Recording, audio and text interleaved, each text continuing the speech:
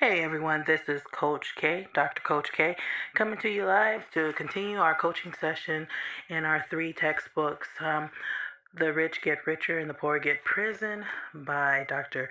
Raymond and Dr. Layton, and The Prosperous Soul by Dr. Trim, and Coaching, Evoking Excellence in Others by Dr. Flattery.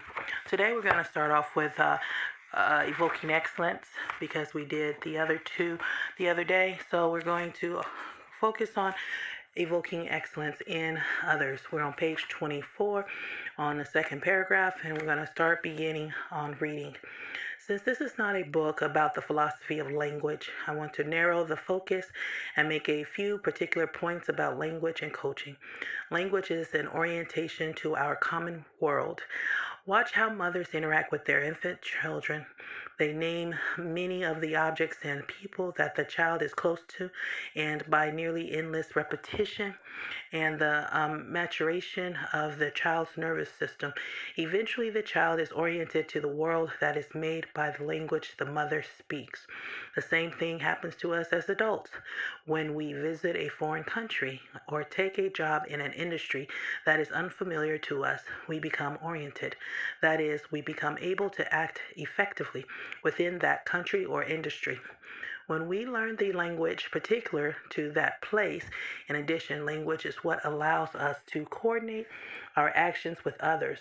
I don't know how it would be possible to meet someone for lunch at a particular place at a particular time unless we were able to make requests or promises. This is so pervasive in our everyday life that many times we forget that our competence in coordinating actions essentially has to do with our competence in speaking and listening.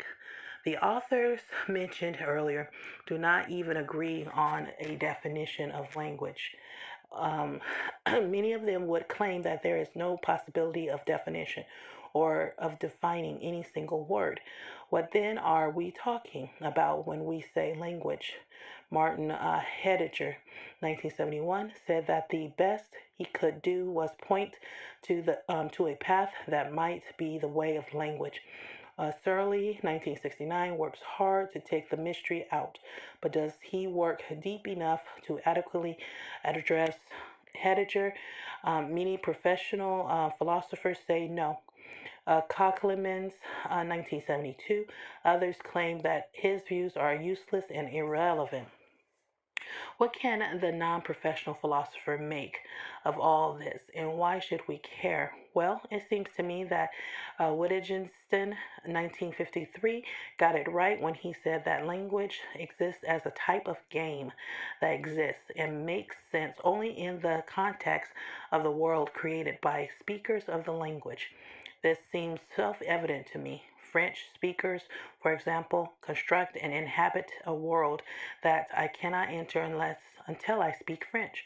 The worlds of science, computers, and mathematics are similarly constructed by speakers of particular languages. If you accept what I'm proposing here, then much can follow in terms of being a student of language as a way to comprehend and design our world in terms of coaching. Here are some questions that a student of language might ask. What is revealed or concealed to my client in the language she speaks? What possibilities or experiences are unavailable to my client in the language world he lives in, and what can I do about that? Coaches only speak to clients. Even when a coach is silently demonstrating an action, she is making distinctions that are only possible because of the shared language world of client and coach. So this is what we're talking about is the basic principles of evoking excellence into others. So we're going to focus on language the next two sessions, and then we're going to dive into observation. And what we've talked about today is the power of language, how language builds worlds, and how we enter and exit worlds using those languages or comprehending those languages, how to receive a message on the level of multidimensional. What is language trying to relay to us? What is that person is relating to us? The background history, the way they were raised, their philosophy, their principles, the values. What is it that their actions, their conducts is preserving or protecting, or what are their fears, what are their experiences, what are these things when they speak. And when we are listeners, we're actively listening for these things. When you're saying you're a good listener, a lot of people focus on what to say in response to what people are saying. But a good listener or active listener that evokes excellence listens intensely to these components of conduct through language, through communication, what they're saying, what they're not saying, how they're saying it, the tones, the body languages in with which they're addressing the issues, and then having the toolbox or the knowledge base of studies to know about background history, upbringings, by knowing cultural history, by knowing not just cultural history, because you don't want to be pointing people into stereotypes, but understanding conduct, like addressing biological aspects, addressing physics and chemistry and mathematics to that person as a constructive identity. What is it, their construction? When they're talking about games, the theory of games, so the theory of play in this portion of language, they're talking about what is it that they're constructing, how are they creating their world, or how was their world created in them, the environment, what was the upbringing. Some people do not share their privacies of what happened when they were children, the traumas, the things they witnessed. These all shape their way of decision making, the way they conduct themselves in life. And in order for you to evoke excellence in someone, you have to understand the makeup of that person, the ingredients of that person, the variations of that person, the factors of that person, the unseen and the seen. And how do you to go towards the X factor if you don't know it? How do you create the math formula so that you can resolve that within the conversation? How they share it, how they use the language to share different truths that they don't share, but you can hear it in the way they use their language and their communication style. And there you can evoke excellence into that. So let me give you an example. When you're talking to someone and they talking about, one of the biggest things is I read a lot of the news when you see a lot of perils or people, the way they make decisions. A lot of these decisions are based off hate, anger, the way they were learned behavior, taught about people, how to treat people, how to interact with people, how to relate to people, how to interact or build social agreements with people is the way they conduct themselves in their decision making, whether they escalate it, whether they de-escalate it. Do they feel safe enough to de-escalate it? Do they feel threatened to escalate it? I mean, when you're talking about hate, you escalate it not because of fear. You escalate it because of training, learned behavior. A lot of times, people that teach hate teach fear. And what does people mean when they say fear? Because they always say, "Oh, I'm not afraid. I just hate you." They're not saying I'm afraid. They're saying I was trained to hate you. I was trained to be military. I was trained to not value your life. What that means sometimes is there might be a action that was done that jeopardized a community, like you have oppressed communities that have been hurt and traumatized and broken and damaged. So they have internal hates, hostilities, but they do not kill, steal, or destroy. They may not want to be associated. It's called isolation. It's called separation, where they don't want to be a victim or want to be a part of a world that will victimize them. So they flee. That's fight, flee, or freeze. One of the psychological responses to hostilities or what we call danger. It's not a fear, it's a protection, it's self preservation. Usually, a fear is something that you're afraid of before it happens, not as it happens or preventive measures. It's more of there is a fear. Let's say there's ivy, poison ivy. So people don't go to like forests because they're afraid of poison ivy or dangers in forest, so they do not go into forest. That is called a fear. And you don't want to interact with forest because of the fear of poison ivy. Even though poison ivy is not everywhere, it's the fear of poison ivy, just the possibility of poison ivy being in the forest. Same thing with, communities. Some communities do not want to be around historical hostilities, people that have been known to hurt people. They want to stay away from people they feel that has hurt people. Where on the opposite side, where you have to deal with oppressors, where there's slavery involved, they have oppressive inferiority, so that when people rise up, they are afraid to have their power taken from them from those that they have oppressed. It's almost like the example of if somebody has hurt you, you're afraid they'll come and hurt you back. You now are susceptible to paranoia, guilt, conviction, where you've hurt people so many years, you have a tendency to be afraid or fear that they would come back and hurt you, or you will get hurt based on what you've done to others. That's a different type of fear than a fear of being oppressed and then people victimizing you as a predator. So you have people that you're afraid that will come back and hurt you from hurting them, and then you have another fear that you are being, hurt and continues to hurt. So these are part of language. You have communities that commit through their language before they commit through their conduct. And if you pay attention to the language of the communities, you'll know their conduct is very close behind their responses. So you see people talk about certain politicians. When you see a lot of politicians talk about hunting, killing, protecting their right to kill, you know that that is a language. And to evoke excellence into a community that use guns to kill, to protect themselves, you know that the language is telling you that they will use violence to protect themselves. And so that language will help you know that the conduct is close behind. So if that is a community or a area you don't want to go be a part of, you use flight instead of fight or freeze. You stay away from those environments like parasites or like piranha and like sharks. You stay away from the areas or like snakes. You stay away from the areas that they are habitating. Now, some people say that's if you don't isolate or control the environment, it'll expand.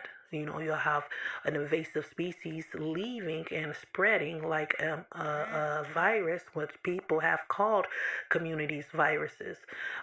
So it is very common to have communities have a language where they say people are viruses and parasites or such, meaning invasive species. They tend to not be control in a community. They have a tendency to expand outside of the controlled environment. And this is where you have these conflicts. The conflict in communication is people have a tendency to use two type of aggressions to protect their communities: violence and theft. You have steal, kill, and destroy. There's three, but the two that's most used is theft and killing or violence. Violence is the consumption of the two, which is destruction and killing. So that is part of communication, language. You can hear people commit conduct through their language and how they speak, how they articulate what they're trying to speak, whether it is educational or not educational. So these are the things that we're talking about. So now, as a coach, how do you evoke excellence out of the performance of a person that has a low functioning vibration or frequency, which means they use violence to resolve conflict, or like you said, they have a whole communication of violence, so people know that they are protected through violence, whether it's a known fear or not fear, or unseen or seen fear. So these are the things that you have to deal with, address when you're a life coach or a motivational coach to a culture of violent communities. You have to articulate the before and after effect, to understand the priors, to understand the root of the system, the what we call the conception. What you have an embryo and you have a larva and all these things, they turn into the species. Now you have to go back and start from the beginning and go work yourself to the present. And this is where you evoke excellence by being an excellent listener through the language people use from childhood to adulthood, and how to see their principles, their philosophies, their values. And then if you have a large enough database system, a knowledge-based system, or library system in your studies and disciplines, you can trade out certain learned behavior if you're able to precisely, like a surgeon, interpret and analyze and synthesize information. You can also transform people through the exchange of communications. In a communication debate or communication response, you can build new territories, which Christianity calls it planting a seed, discipleship. People call it teaching, coaching, training. But if you only have seconds to do it, 15 seconds or less, it's called planting a seed. It's called we call it intervention. It's called intercessory mediation. It's an immediate thing. And these are the techniques of being a life coach, to evoke excellence in an emergency or urgency situation. Now, if you don't have a big library or database of disciplines and studies, you won't be able to evoke higher frequencies in a very timely manner. So it's a lot of work, and if you don't have a lot of repetition, you won't be able to precisely and surgically remove the defectiveness or dysfunction in that person in the communication moment or session, in that response in a timely manner, and then implement the new quality communication or language in the conversation. So let me use an example and then we'll wrap this up. When you talking to someone and they are clearly articulating that they are violent and they don't like a culture based on history, inferiority, or oppressive, this is one of the biggest ones in the social issues, environmental injustice, then you have to discuss self-preservation.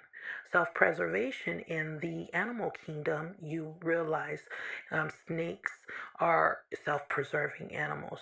You have people that are just self-preserving. They don't make decision making. They're not looking at the win-win. They're not looking at building communities. They're looking at just self-preserving themselves. So you got to use animals sometimes, and this is the Native American culture that use animal spirits to identify what you're working with. Some people use astrology, astronomy, to know what they're identifying. Every community has a language to help them first identify what they're working with. What technique, what principle, what value are they working with?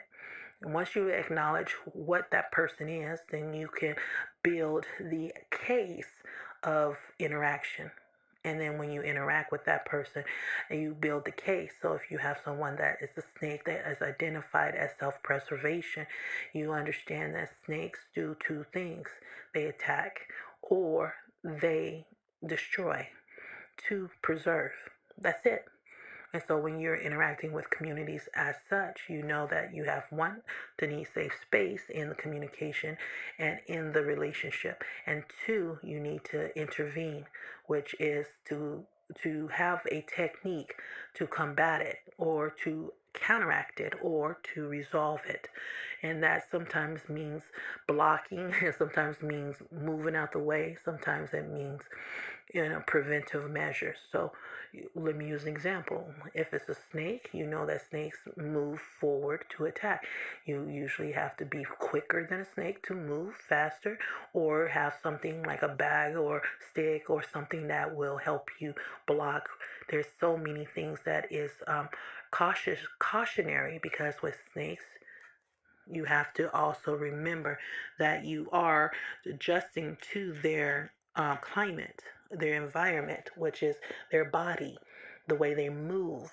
And so communication comes through their movement. Snakes communicate through their body, their movement, okay, their sound.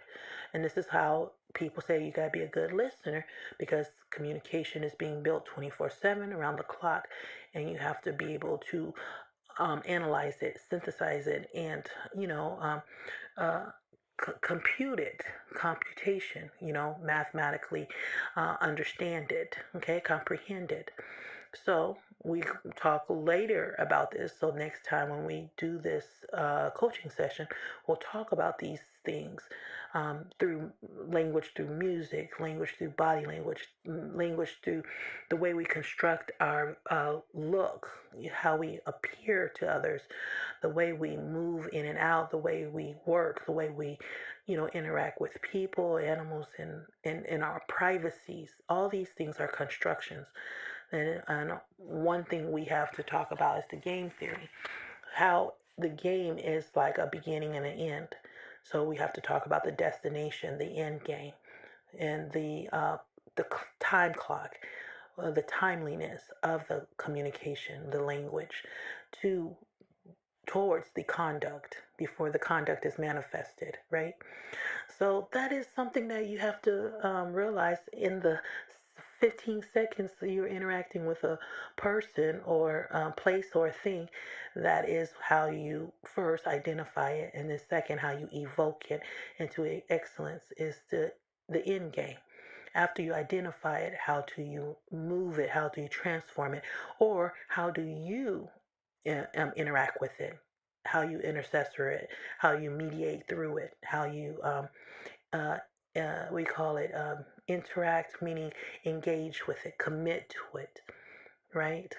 And it takes a lot of experience to be conscious on a level of precision and repair and rebuild as like a doctorate or a master of it. And that's why people that are military are masters, because they have found a way to consistently develop something that articulated in a way that they can master it. And doctorate is to repair it, to remove the dysfunctional, defective. Mastery is not. Mastery is just to be able to overcome it, like beat the game, right? That's mastery, how to beat the game. A lot of cultures that are very oppressive, they have learned to beat the game. That's why they're masters, right? They learn to beat the game, where a lot of communities have not taken the time to strategize or build their whole lives around beating the game. That's why you have a lot of women that are models. They're masters of their manipulation of self, meaning the way they look, the way they appear in society, to interact with society, for their sexuality, their sensuality, how they interact with people as financial gain. Same thing with men, masculinity. That's these gender roles are communicating their mastery over gender, right? What they feel is sexuality. So we can do that with all things, that we have constructed in our identity, in our attitude, in our attributes, right? So finally, you have to realize the end game, right?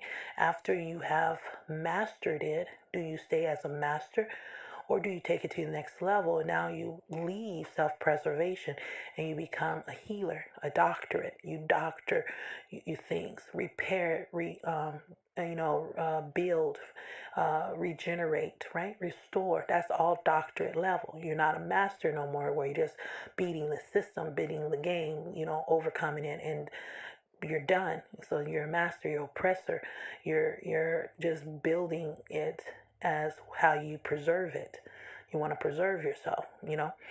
Now you're not just conserving things. Now you're actually developing quality of life. Now you're developing quality over quantity and making sure your quantity has quality, right? That's doctorate. That's the doctorate level, how you repair things, how to be precision, surgical, and remove defective and dysfunctional things and not harm or destroy in the process, damage in the process, kill in the process, or be a thief in the process.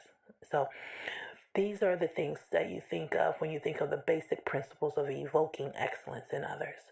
I hope that helps you today. And if it doesn't, continue to develop the conversation through research and studies and investigation. You can find this book online.